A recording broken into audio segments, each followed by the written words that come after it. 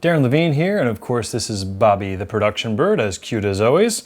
And this is the Sony AX100. What is special about this? Well, the giant 4K lettering on the side. So of course, this is a 4K camera. It's one of the first lower cost ones that is available. This thing costs $2,000. Now, that's interesting because it's kind of being marketed more as a consumer camera.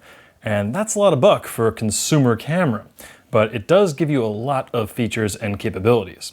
So let's start just with the 4K aspect. There's a lot of detail in there and probably one of the sharper cameras you can get for this price range.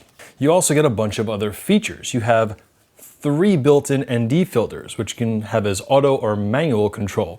And you also get a switch between photo and video mode. This thing does have the same sensor as the RX10, but it's obviously in a much more video-centric body. But it seems like, considering the photo button there, an easy switch over, and a few photo controls, that they didn't want to leave the photo abilities out entirely. But anyways, let's go over the layout for a quick second. They put the oddest placement of a button over there. That's the focus magnifier, which is that 2x punch in to really give you I don't know if it's 2x, but a digital punch in to see your image a little closer to help you judge focus. But it's in a place where it's like, yeah, can't really get to it. That's the Darwin Awards of button placement, in my opinion. You get a microphone over here, which is built in, which, you know what, it's respectable for what it is, but, you know, only expect internal microphone performance out of it. And you've got a battery here. It's a cute little battery, but it does last a decent amount of time. Just wish it was a battery system I was already invested in. Get Sony's little proprietary DC in jack. You got a nice big record button, of course. And if you go over here, you got these manual control buttons. You got a nice dial here to control them. Switching the lens between zoom and focus. Got some inputs, outputs here. Got that microphone input, which is always nice to have. And then you've got Sony's multi-terminal interface, which, despite all of its apparent abilities, there's still not a whole lot of accessories that actually make use of it. So still waiting on you, Sony, to actually put out some stuff we can make use of that with. So if you open it up, you'll notice, yeah, so one of the cool little features is that if you open this up or open the EVF up, it automatically turns on and off. Kind of nifty, actually. And if you don't like that, you've got this override power button here to turn it off. But yeah, you've got a really nice, I like the monitoring of both the flip-out LCD. It's nice, crisp, it looks good even in sunlight. And you've got a pretty nice looking EVF. I just wish they would have put a little more of a cup over it, but you can always buy an aftermarket cup to go over there to really block out the light. Of course, it's got a diopter adjustment in case you wear glasses. Behind there, you got your SD card port, standard. Play button, display button to toggle through the display. I did find I was a little disappointed in their organization of the icons. If you have too many things enabled, the icons can get over a pretty good portion of the screen, which clutters things up. And you can actually have it so it automatically turns those off after a certain period of time. But some of those icons I do want to see all the time, and so the only option is to really just toggle them on and off manually. And you don't really have too many options of what to have that toggle cycle through. And then down here, your standard override manual controls. What's nice is that you can have it in full auto, obviously, but you have several levels of manual override. So much like you would have on a DSLR of your program or shutter modes, in this you can have it so that say everything is in auto control, but you have control of the iris, or you have control of the game. Or you can have several things under control. So say I want to lock the shutter speed, good idea, and I want to lock the iris and say wide open for a good shallow depth of field, I can have it then auto do the gain, which is nice. And you can set an automatic gain control, so it's nice in that you can have pretty good control over it. One of the things I really don't like about the camera is the touchscreen controls. I'm not into touchscreens. I love me some buttons and dials, and the big thing that bothers me about this is that once it flips to you, that menu button is the only way to access the menu. And you can't control it if you're just using the EVF. If this is not open, you cannot control the menu. And my thumb's kind of thick, and a lot of these icons are really kind of small. So, it doesn't always register. It's not as accurate as a smartphone, although it isn't terrible to use. But it's not my cup of tea, and I could deal with it, but I certainly don't prefer it. One feature I'll go over really quick is actually the remote shooting. You can connect with the Play Memories app, and this will shoot on your phone, which sounds great, and it's the same thing that's on the RX10, and I completely don't care about it because it's completely limited. Literally all you can do is see what it is, zoom in, zoom out, and press record. It's all auto. The live view is actually great on this. The lag is very low. So it looks great. It's like, ooh, wow, cool, I can control this. Oh, wait, no. So you gotta rely on everything else for the camera to do. I should mention the odd thing about this is it looks like a regular shoe, but it's not. You either have to get their adapter to go to a regular shoe to use regular shoe accessories, or attach a shoe somewhere else. You cannot just go and use a regular shoe accessory on this because it's proprietary. But the nice thing is there's data connection and power connection in there. So Sony's got a bunch of accessories you can throw on there that'll just work, including the XLR adapter, which that makes it seem like, oh yeah, this is definitely prosumer. You can add XLR.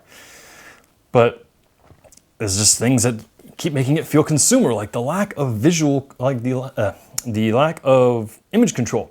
So you have basically the typical consumer stuff of, the effects, the hokey effects. And other than that, all you can do is turn Cinematone on or off. Cinematone, I'm kind of likening it to the C100's YDR mode. It's kind of like it's a little bit of a baked-in look, so it looks pretty nice. And then the standard nothing, turned on mode is kind of just the baseline, as flat as you're going to get profile, which is pretty nice. The dynamic range looks quite good for what it is, but you can't flatten it out any more than that. And it's just odd. It's like, it's the same sensor, it's more expensive, but it doesn't have those basic, every DSLR's got controls of brightness, contrast, and saturation that you can dial down if you really want to get it, not baked in. So again, more of a consumerish thing, which again, that seems to be what they're going for, is a consumer camera. But then you've got those built-in NDs, which are great. And how many consumers even know what an ND filter is? And then there's the zoom rocker, which I'm really happy they put that in there, but I really wish it had more than just fast and slow. It's not a variable control. And to be honest, it's really not that sensitive either. I find myself having to press it a little bit more just to engage that first slow section. So another option for focusing is actually kind of nifty. You can actually activate touch point. If I touch the clock, then they'll focus on the clock. Wherever you touch, it'll focus onto, which actually is pretty nice and works pretty good. I still don't like touchscreens, but I'll admit that is actually kind of nifty, and I've made use of it and I liked it. So another interesting focus feature is the face detection. You turn that on, it looks for a face. So the frame rate options for 4K are limited to 30 and 24p. But in full HD 1080, you can go up to 60p. So the sensor inside here is the same as the RX10, which you're seeing me on now, but in 1080. And it's been a great sensor for that camera and the prior RX100 and RX100. What's wrong, bird? Okay, bird malfunction. So how does the codec hold up? Because it's only 60 megabit, which sounds pretty low for 4K. But you know what? It holds up much better than you'd actually expect. The only areas where I saw it break up a bit were high motion areas, like, leaves blowing in the wind, or tree branches blowing in the wind, or water, because it's high motion and that low bit rate can't handle it quite as well. But for most situations, it looks pretty good. And if you don't like that, you can always go to an external recorder, because it does give you that clean HDMI uncompressed output. So you might be thinking that since it's 4K, it must have tiny pixels and the low light must be terrible. Actually, not really. Even with the RX10, which again, it's the same sensor, even though it's recording to a smaller HD format, the RX10 actually looked pretty darn good up to ISO 1600 and even pretty respectable at 3200. This, of course, is showing us dB gain instead of ISO, but it does look actually very good even up to the highest, which I believe is 33 dB. But while it may not look particularly noisy, you do definitely see loss in detail. It'll get more muddy.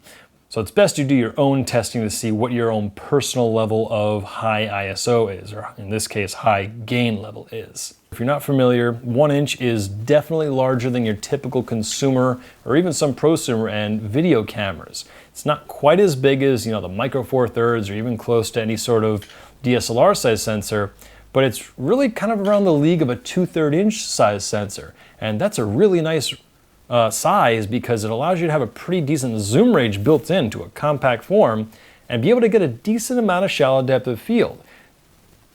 Let's talk about the lens for a minute as I scratch the bird, because it is a very pretty lens. It's got that Zeiss badge on it, which usually means we can expect good things. And it is quite nice. I like the rendering of contrast from it. Unfortunately, it is not a constant maximum aperture, meaning at wide, it'll be a 2.8, but as you start to zoom in, it's gonna get a little bit slower. Although it's a little odd, I actually did a bunch of, informal testings, and it didn't look like it was actually losing a full stop. 2.8 to 4 is a full stop, and the zoom in and out, I was looking at some bright objects, and it didn't look like it was actually losing that much of the brightness. So maybe it's actually a little bit faster than they advertised. You almost don't notice the dimming at all. It's quite remarkable, and I like that about it. And yes, I did double check that other things weren't in auto compensating. So the lens is very nice. The lens, I should also mention, much like the RX10, is parfocal, which is great, meaning you can get those power zooms and not worry about focus. If you don't know what parfocal means, it just means that if you zoom in, get your focus, and then zoom out, it's gonna keep that focus. It's not gonna go in and out of focus as you zoom. So yeah, this, tried it, focus stays spot on. Very nice. So let's talk about this beautiful focus ring, because it's the same really nice feeling focus ring from the RX10. It's got the exact same problem in that it's fly-by-wire, meaning when you turn it, the servo motors are doing the action. You have no direct connection to it, and you can use it for either zoom or focus. On this, I kind of think that this rocker zoom here, the zoom rocker, really makes the zoom function of this kind of pointless. This is much nicer to use. And for focus, it actually works pretty nice. I say pretty because, well, when you're just pulling and just doing stuff off the cuff and running around, it actually works quite nice. But if you want to use it for, say, a narrative film and get repeatable focus pulls, repeatable rack focuses for multiple takes, if you set that to dead on like I have there, and you go like that, like that, like that, and then go back to that, it's probably not gonna be where you expect it to be. It might actually work fine, but don't go expecting it to be dead on. Test it for your specific situation and trust that. But even so, double check, use the peaking.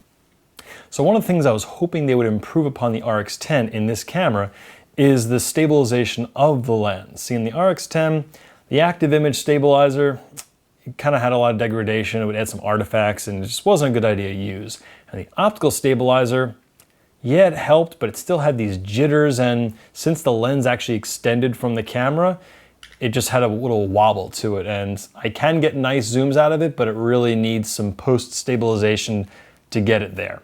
So with this camera, obviously the lens does not extend. It's all internal. So the wobble problem, solved. Great. The stabilization, the optical version, it's only a little bit better than the RX10. It definitely helps, but it's by no means in the leagues of some of the higher end optical stabilizations. But they've also got the active mode. Active means it's using digital cropping and, digital stabilizing of it. So that inherently there's gonna be a loss in resolution and possibly other problems like with the RX10.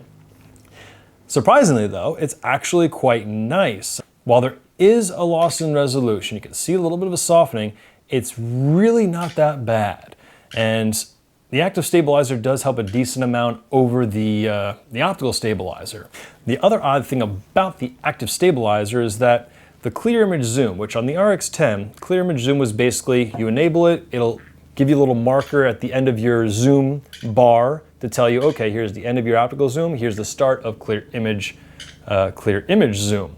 So on the RX10, I use it a lot because it's very acceptable loss in quality for that extra range. With this, it's implemented differently, which confused the heck out of me at first because when I enabled the active image stabilizer / CIZ, I didn't see any extra notification or anything, didn't see a marker in addition to the zoom bar.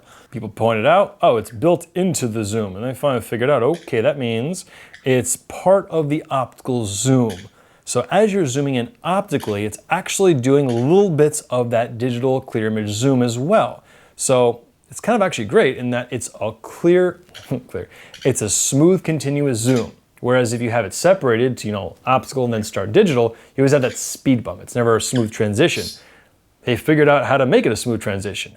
It does have that limitation though of always being on if you do want to use that active image stabilizer. So you have to keep that in mind and figure out if it's acceptable to you, if you need that stabilizer to have that somewhat negligible loss of image quality. Again, that's my opinion. Double check on what's yours.